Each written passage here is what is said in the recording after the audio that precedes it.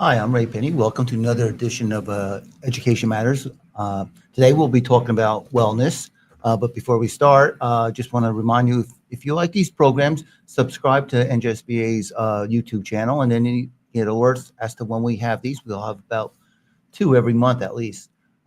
With me is Maria Carrell from the superintendent from the District of Hanover Park Regional High School in Morris County. Good morning, Ray. Good morning, Maria. It's always a pleasure to have you. Just tell us Great a to little see bit about the District of Hanover Park Regional. Sure. Hanover Park Regional is located in Morris County, New Jersey. We have roughly 1,500 students between two high schools, 9 through 12. We have Hanover Park High School serving the communities of East Hanover and Florham Park. And we have Pinney Park High School serving the community of Hanover Township. Okay, so I saw you speak on the topic of wellness. We talk a lot about wellness We in do. our schools, but and it is particularly since COVID. I think it's been more of a focus. Yes. What is wellness, though? Let's have the same definition on this. So in 2019, we partnered with the Morris County Stigma-Free Community Initiative. And what the Stigma-Free Community Initiative really aims to do is to eradicate mental illness and substance abuse disorders. So from that, we identified the concept of wellness, taking a positive spin on things. And in 2021, we really introduced wellness under the idea of a self-care, a mindfulness, and a resiliency for our students and our staff. Okay, so why do you feel wellness is so important in our schools, and why did you move in that direction? Yeah, so we took a focused approach with student and staff and community initiatives. And what we did is we hired in 2021 a district wellness coordinator. So essentially, we took funds and we put in a full-time position to address wellness in our district, not only for students, but then also for staff as well. And we found that we needed to equip our students and staff with coping skills and healthy habits in order for students to successfully and academically form a positive social emotional experience. As you well know, there's a historic call for mental health programming in our schools. We're still feeling the effects of the pandemic, and there's a lot of pressure out there from a student perspective. It's hard being a kid. And what we wanted to do is we wanted to equip our students with coping mechanisms in order for them to be successful from a behavioral perspective to eventually then result in academic performance success in their future endeavors. So as you were going through this, it's not just like it's infused throughout the school district, so Yes. In different ways. Yes. Let's look at it. How do you infuse it kind of in the curriculum? Mhm. Because it's not like a separate, they just go to a wellness class. No. We have a host of different ways where we infuse it in curriculum. And it's not just through our wellness coordinator. What we do is we have, first of all, we have 3 courses that we have partnered with Rutgers University on, and we've established dual credit programs in. So Dynamics of Healthcare, Fundamentals of Health and Wellness, and Scientific Principles of Nutrition are the 3 courses that we have partnered with Rutgers Health on. And the students take those courses.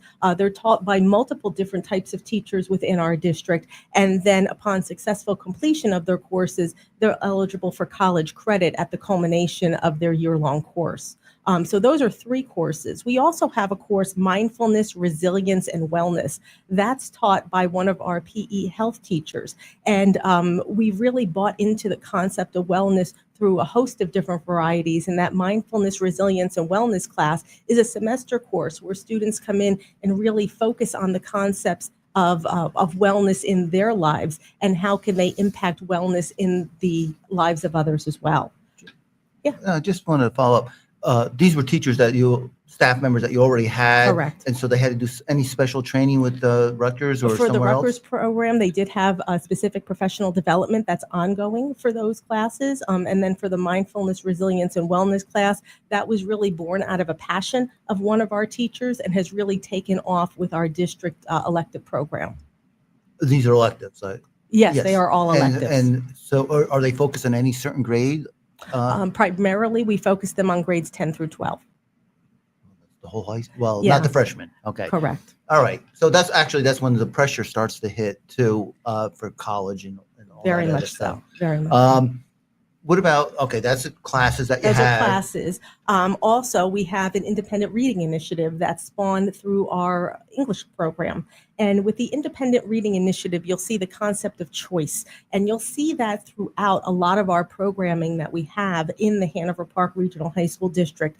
We find that when students are giving choice, they feel more comfortable doing what they need to do in order to successfully perform and result in an outcome. And knowing that that outcome may look different for different students depending on their individual needs. So the independent reading initiative is something that identifies that concept of choice and is done through our English programming. The other piece is our wellness coordinator pushes into different classes. She pushes into our health classes quite often, but she also pushes into what we have a freshman seminar program. And our freshman seminar program is unique to the Hanover Park Regional High School District in that all students take that elective program in the first, in one of the semesters of their freshman year.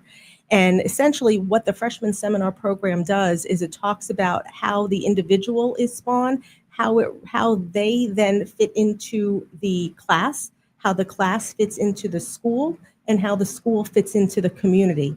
And throughout that freshman seminar program, they talk about wellness, and then our wellness coordinator pushes into those programs as well to talk about the self-advocacy, the responsible decision-making, the social awareness, the relationship skills that are all too important for high school students in order to be successful in their 4 years within the district. So the wellness is infused, not just in those specific classes, but It is- wherever you can infuse it, you try to put it in the is- curriculum. It is fused throughout. And the other thing that we're very proud of is the character education program that we have for the Hanover Park Regional High School District. We are recognized as a district of character. We just got recognized in the 2023 school year. So we are a national school district of character from 2023 up through 2028. And, we really instilled that belief system within our students, those 6 pillars of character: trustworthiness, respect, responsibility, fairness, caring, citizenship. All of those concepts are really drawn throughout our programming within the Hanover Park Regional High School District. Who's the sponsor of the districts school The districts? Character Education Partnership down in Washington, D.C. Oh, I didn't know that. So Yes. that's the curriculum. In high schools, I think the clubs and the co-curricular are so Absolutely. important. Mhm. For some kids, I think that's the reason they come to school. Might be the school play, might be the basketball game, whatever. So Yes. how is it encouraged in those areas? So it's infused in a host of different ways in the co-curricular aspect. One piece is service learning, and service learning isn't just community service. It's about learning about a cause and then taking action to produce a result for that cause. So a lot of the service learning activities that we have are done through either our freshman seminar program, which every freshman seminar class culminates in a service learning activity, but then also there's a lot of co-curricular activities where service learning is involved. We've had new clubs that have spawned over the past few years. We have this club that just initiated Minds Over Matter, where it's increasing mental health awareness for our student population. That was spun out by students who wanted to make a change and initiate a club in order for the betterment of all. We have book clubs, again, the concept of choice. We have TED Talk clubs. We have the Interact clubs. We have Key clubs. We have a host of different varieties of and opportunities for students to be able to take action.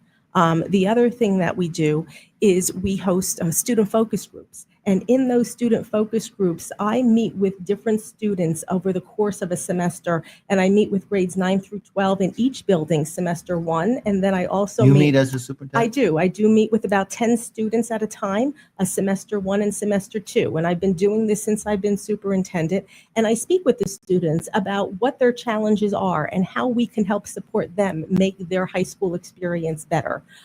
All those pieces and those conversations allow for students to have their voices heard and understand that they can take action in order to better their programs in both Hanover Park High School and Whippany Park High School. All right, I got a couple of follow-ups.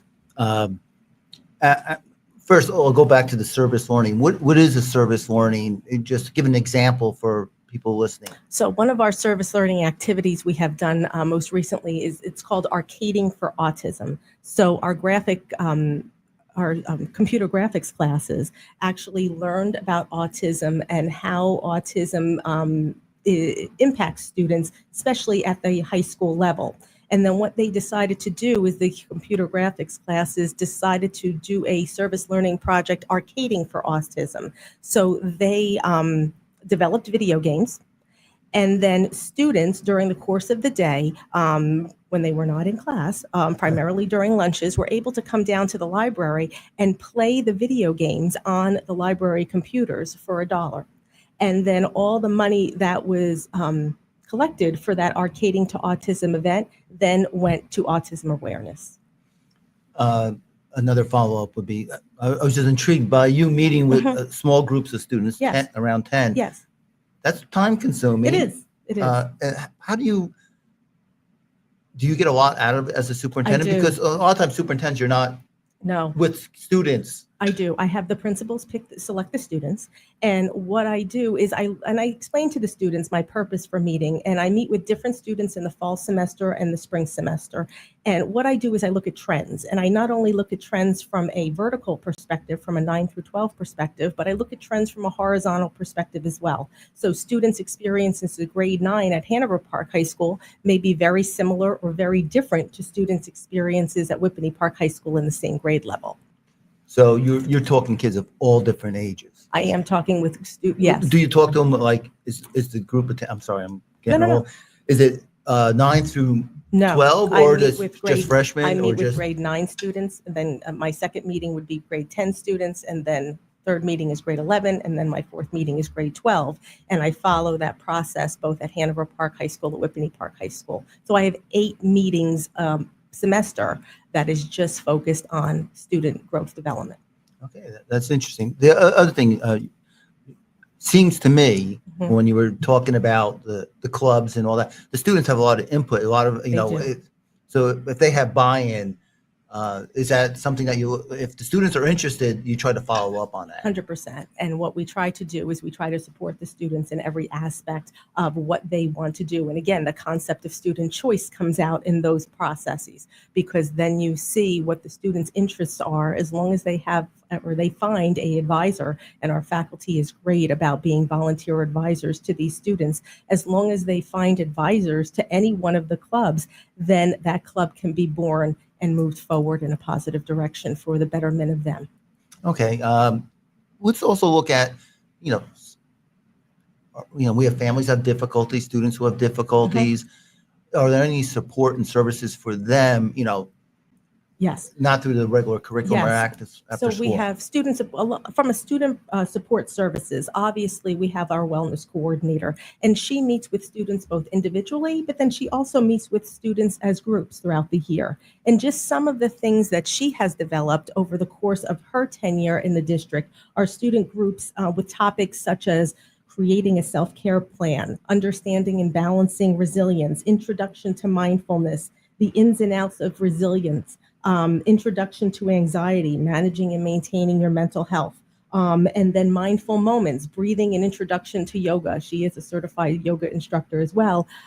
So all of those concepts have been born out of the wellness coordinator and also of the students and what they feel their needs are in moving forward for their academic success at both high schools. I find this all fascinating. Okay, we've been talking a little bit about students. What about faculty? Because they have to be part of this, but they Yes. also might have things that wellness is important to adults too, maybe Correct. even more so, So because they from- set the tone in the So from a school. faculty perspective, our wellness coordinator has had sessions with faculty and groups, both during a lunch and learn type of process, and then also during an after school type of basis where faculty is able to come in. They are able to discuss what they're seeing as needs within the school community, and then obviously helping the wellness coordinator make targeted decisions in order for them to move forward in a positive direction.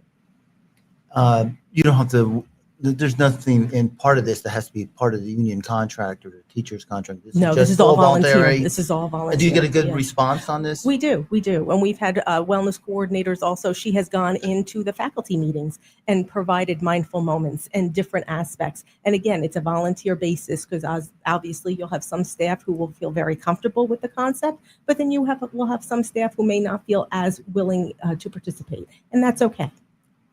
All right.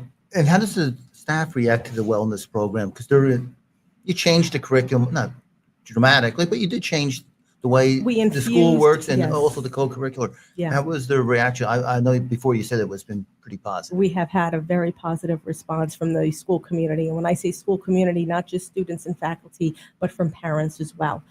So we have seen a lot of buy-in and student efforts moving forward to help support each other. And you have seen, rates of certain negative behaviors go down where the positive aspects of behaviors go up. I'm going to get to that because that's very interesting because I really want to follow up. But I do want to, with the parents, do you have to do some educational programming or, when you have back to school night or, talked about the curriculum and some of this wellness that's infused besides everything else that you have to Right. about? Well, we don't have the wellness coordinator speak during back to school night necessarily, but obviously for those students that are involved in those courses, those parents will receive information on back to school night related to those specific courses. But we do have our wellness coordinator go in and host evening programs, again, for those families who would want to participate. So she just ran a program in October. It's called Perfectly Imperfect Parenting. And it talked about the parent aspect of working with teenagers. And, easier said than done. Myself, I could have used that yes, class when my kids were that age. as do I. I'm a parent of 2 teenagers. I have one in high school and one in college. And, I'm in the thick of it. And the social media aspects that are engaging students, sometimes in a negative way, are real.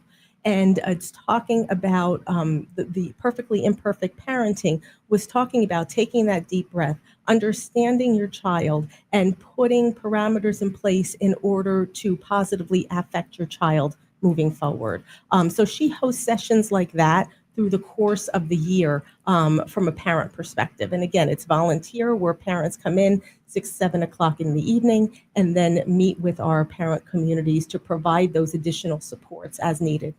You mentioned something that and I hadn't even thought of this, and it's relatively new, is social media affecting the mental health and wellness of students, because that's something that I never had to worry about. And I know you're younger than me, but you probably didn't have to worry about it. I didn't have to worry about it as well. But it is something that we, as parents and staff members, we have to be aware of how it might be impacting students. Very much so. The social media phenomenon has grown to a fact where, you have to make students be able to disconnect from that social media and not be as influenced, but make decisions that's in the best interest of them. And that's where different conversations lie, both with our wellness coordinator, with our counselors, with our child study team members, and then also the parent communities to ensure that the students are getting positive messaging moving forward in order for them to make the best decisions for themselves. So I guess part of the wellness is teaching them how to sometimes unplug from something that we can all use, because I know we're all attached to our phones and everything else. Very much so, yes. Okay, so let's talk about the impact, because you kind of explained why it's important, but what has the impact been in your school and how, So just from the wellness coordinator themselves, we developed what we call wellness days. And wellness days are something that's within our physical education curriculum. And we've had our PE classes where students, again, concept of choice for a specific day, they'll be able to not participate in the general PE curriculum, but they may be able to take classes such as yoga, such as mandala coloring, such as going on a nature walk. And those concepts of unplugging comes out in those wellness days that we host for students. Also with regards to the impact, we have seen student engagement in classes go up because they feel that there's a vested interest in their performance moving forward, both from a social emotional perspective, but then also from an academic perspective as well. And overall, the behavior, the decision making, the supports that are in place in order to allow students of all different levels to achieve their goal is very apparent within the district from not only the teachers, but then the support staff that we have in place as well. Do you have evidence I mean, a lot of this might be anecdotal, but do you We do do climate surveys. Okay. We do climate surveys on a every other year basis. So we do climate surveys of not only the students, but of the staff and the parents as well. And we've incorporated those climate surveys in our character education applications over the years because we wanted to get a handle on how they're feeling with regards to the programming that's going on in their high schools and feel if they're supported. And when I say they're, the students, the staff, and the parents, making sure that the supports are in place to ensure that we are really, truly part of a community-wide effort to produce the next generation. I'd be interested in those surveys. Do they mirror each other? If the teachers are feeling positive, the students are probably feeling We positive. do see trends in certain aspects of those surveys. So we'll see specific trends where we'll see an uptick in certain areas, and we'll see slumps in other areas. And we know that in those little divots is where we have to maybe put a little more effort in order to ensure that those ideas go up. Now, we talked before, you're a regional high school, so I you am. have we have a lot of K-8 We have sending to 3 you. sending How districts do you that send communicate to with the us. K-8s on this? Or obviously I know the superintendents there know Very that much this is so. going to happen in the high school, but Yes. is there a communication with them about There what they is. can do to prepare? Yes, there is. And there's a mindset as well in the K-8 districts to allow our students to know when they're coming up that they're going to be supported. They're going to be supported through a host of different aspects of their being from an academic perspective, but then also from a social emotional perspective. And that mindset is carried through truly from the K-12 level. Okay, so they don't have the same type of ingrained They mindedness. may not have the same programming, but they do have the same mindset. Okay, all right. If you were going into a new district, the board don't get mad at me. I'm not. But like if a superintendent said to you, "How do we get started on this?" I mean, because you did a lot, you're doing a lot for students, but how do you get started on this? Maybe in a K-12, if you were just starting at your high school. I would really, from a K-12 perspective, really start to look at maybe the character education programming. And that maybe would be the first step in creating a culture to assist in developing the mindset for the student and staff population. Not only looking at, and I know those October weeks are great, but not only looking at the October weeks, but looking at different pieces throughout the school year that you could infuse character education. And that starts to change the mindset with regards to how students and staff positively impact each other for the betterment of all. I thought of this, the board had to support this Very much because so. you have a position that is not in every school district. Yes. A wellness coordinator, Yes. so is that part of the, This is part. did you set goals or did you say, this is where we're going and This is part of our strategic plan. Character Okay. education is part of our strategic plan. District wellness is a subset of that strategic plan. And that strategic plan that is born out of my relationship with the Board of Education then gets funneled down to the principals with their building objectives, and then also goes down to our teachers with their professional development plans. So what year are you in this strategic plan? We are in year 2. We are in a 2023 to 2028 plan. So that's a good example for if a board has a strategic plan, they have to support it. You can't just put a goal there. Correct. And that was with some resources. Correct. Yes. Okay. I don't really have, it's I keep banging this thing. So any final thoughts that you would say about wellness and infusing it in your district?